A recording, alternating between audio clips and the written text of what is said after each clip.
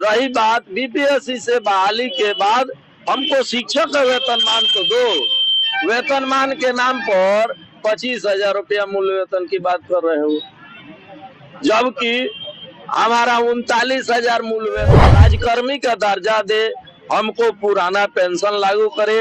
18 वर्षों से हमको प्रमोशन नहीं दिया है, वह प्रमोशन यही मांग है कि यह नई नियमावली 2023 को वापस किया जाए और राज्य कर्मी का दर्जा हमको दिया जाए। हमें आने वाली पीढ़ी से अगर परीक्षा लेनी है तो ग्रेजुएशन के बाद वह बीपीएससी से एग्जाम। होश में आओ, होश में आओ, होश में आओ, नीतीश कुमार होश में आओ, होश में आओ, होश में आओ, तेजस्वी यादव होश में आओ, होश में आओ, होश में आओ, तेजस्वी यादव होश में आओ, होश में आओ, होश में आओ। अभी हम गोपालगंज में मौजूद हैं, जो कि आप मेरे पीछे देख सकते हैं। तमाम यहाँ पे शिक्षकगण मौजूद हैं। लोग बिहार के माध्यमिक शिक्षक संघ के जितने भी शिक्षक हैं गोपालगंज के अंतर्गत यहाँ पे धरना प्रदर्शन करने के लिए यहाँ पे बैठे हैं, शांतिपूर्ण माहौल के साथ, और अपनी बातों को सरकार के समक्ष रखना चाहते हैं। जिस तरह से 2023 के नियमावली के विरुद्ध इनका क्या कुछ कहना है, इन्हीं तमाम बातों को लेकर के हम जानने का प्रयास करेंगे। सबसे पहले सर, मेरे चैनल में स्वागत है एम मीडिया बिहार में। जी, आपको धन्यवाद कि हमारी आवाज को आम जनता तक पहुंचाने के लिए हम लोगों के कार्यक्रम में शामिल हुए। क्या कुछ आप लोग का मांग है जो आज यहाँ गोपालगंज की धरती पे आप लोग तमाम शिक्षकगण शांतिपूर्ण माहौल बना करके सरकार के समक्ष जो ये धरनाएं करके अपनी बातों को रखना चाहते हैं, तो क्या कुछ कहना चाहिएगा इसके? जी, सबसे पहले आपको बता दें कि केवल गोपालगंज की धरती पर ही नहीं, पूरे बिहार के सभी जिला मुख्यालय में प्राइमरी से +2 तक के शिक्षक आज धरना पर हैं। लोगों का एक ही मांग है कि हम लोगों को नई नियमावली में समायोजित करें। 18 वर्षों से हम लोगों का प्रमोशन रुका हुआ है, हम लोगों को प्रमोशन दे, हमें पुराना वेतन पेंशन दे।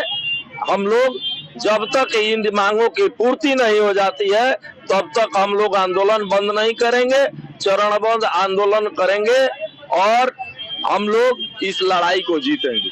2023 के नियमावली में क्या कुछ नया देखने को मिला जो आप लोगों के समक्ष ये आज जो तमाम लोग बैठे हैं, तो क्या कुछ सरकार के समक्ष अपनी बातों को रखना चाहते हैं? 2023 नियमावली में कुछ नहीं है, केवल पन्ना बदला गया है, लेकिन उसमें जो शिक्षक बहाली की जो प्रक्रिया है उसको उल्टा सीधा कर दिया गया है।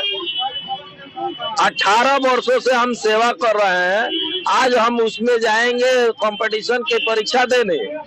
18 वर्षों से हम जिन बच्चों को पढ़ा रहे हैं उसके पूर्व बिहार सरकार द्वारा जो भी मापदंड तय किया गया उस सब मापदंडों को हम लोगों ने पूरा करते हुए 18 वर्षों से सेवा कर रहे हैं, और आज कह रही है कि आप इस नियमावली के तहत पुनः बीपीएससी से एग्जाम दीजिए, उसके बाद आप शिक्षक बनिए।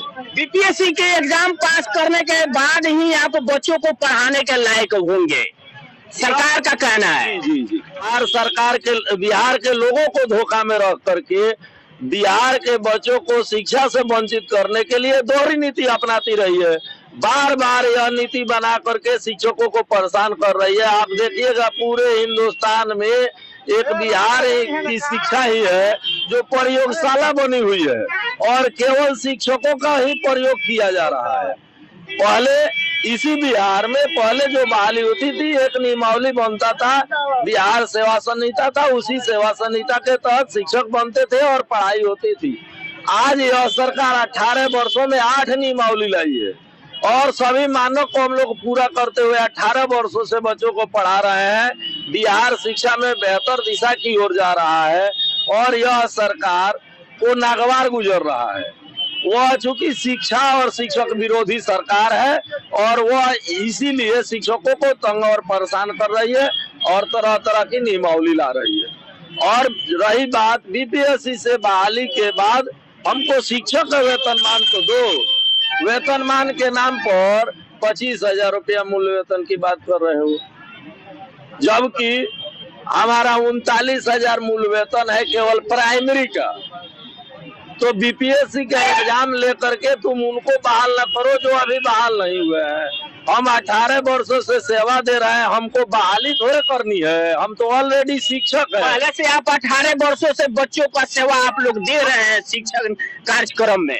18 वर्षों से हम शिक्षक हैं इसी बिहार सरकार के। तो हम जब हमको राजकर्मी का दर्जा दे, हमको पुराना पेंशन लागू करे, 18 वर्षों से हमको प्रमोशन नहीं दिया है वह प्रमोशन दे, हमारी जो भी समस्याएं उसका समाधान करे। 18 वर्षों से स्थानांतरण की बात हो रही है। 2020 नियमावली में बिहार सरकार ने स्थानांतरण की नियम बनाया, उसके लिए सॉफ्टवेयर बनाकर ट्रांसफर करने की बात कही। 20 से 23 हो गया, वह हुआ नहीं, फिर एक नया नियमावली थोप दी। भैया हम शिक्षक बनना नहीं है, हम शिक्षक बन करके बिहार के बच्चों को पढ़ा रहे हैं। हमारे सेवा में हमको राज्यकर्मी घोषित कर दे, हमको ओल्ड पेंशन लागू कर दे, हमारा प्रमोशन दे दे, बस यही हमारा डिमांड। चलिए 2023 की जिस तरह से नियमावली सरकार ने अभी फिलहाल यहाँ पे लाई हुई है, उनके खिलाफ में जिस तरह से तमाम शिक्षकगण यहाँ पे शांतिपूर्ण माहौल को बना करके सरकार के समक्ष अपनी बातों को रखना चाह रहे हैं, और उस नियमावली के तहत इन लोगों का कहना है कि सरकार द्वारा ये दोहरी नीति अपनाई जा रही है, तो इस नियमावली के खिलाफ अपनी सरकार के समक्ष बातों को रखना चाह रहे हैं। क्या सर कहना चाहेंगे आप? 18 वर्ष ही नहीं, यहाँ तमाम शिक्षक हैं जो 20-20 वर्ष से सेवा कर रहे हैं, और हमारी एक ही मांग है कि जो नई नियमावली है उसको सरकार वापस करे।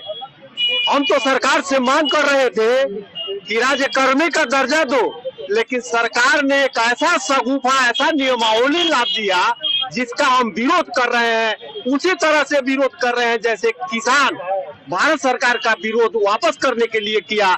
हमारी एक ही मांग है कि यह नई नियमावली 2023 को वापस किया जाए और राज्यकर्मी का दर्जा हमको दिया जाए। हमें आने वाली पीढ़ी से अगर परीक्षा लेनी है तो ग्रेजुएशन के बाद वह DPSC से एग्जाम ले और उनको शिक्षक बहाल करे। कारण कि जब CO BDO ग्रेजुएशन के बाद CO BDO ADM हो सकते हैं, तो हमारे शिक्षक तमाम परीक्षाएं क्यों पास करेंगे? क्यों हमारे ऊपर ऐसा थोपा जा रहा है? जब सरकार हमारी पीठ थपथपा रही है कि बेहतर रिजल्ट देने वाला बिहार है, 89% रिजल्ट हो रहा है, अच्छे शिक्षक हैं, तो मुझे राज्यकर्मी का दर्जा देने में सरकार को कौन सी किल्लत है? उसने सुप्रीम कोर्ट में कहा कि जैसी हमारी वित्तीय स्थिति ठीक होगी हम शिक्षकों को बेहतर वेतनमान देंगे। हमें फुसला रही है, बहका रही है मुख्यमंत्री, ऐसा डफोर संखी है जिसने कहा कि आप खूब पढ़ाइए, आपको खूब तनख्वाह देंगे। यह कौन सी बात है? खूब का अर्थ क्या होता है? कि एक नई नियमावली थोप दी जाए। हमारी एक ही मांग है कि नई नियमावली को जब तक सरकार वापस नहीं करेगी, राज्य कर्मचारी का दर्जा नहीं देगी, OPS नहीं देगी, तब तक हमारा आंदोलन चलता रहेगा। चलिए तमाम बातें जिस तरह से यहाँ पे हमने कहा, और तमाम शिक्षकगण जो कि और इन लोगों का कहना है कि सरकार जो 2023 में नई नियमावली लाई है उसको वापस करे और हमें राज्यकर्मी का दर्जा दिया जाए।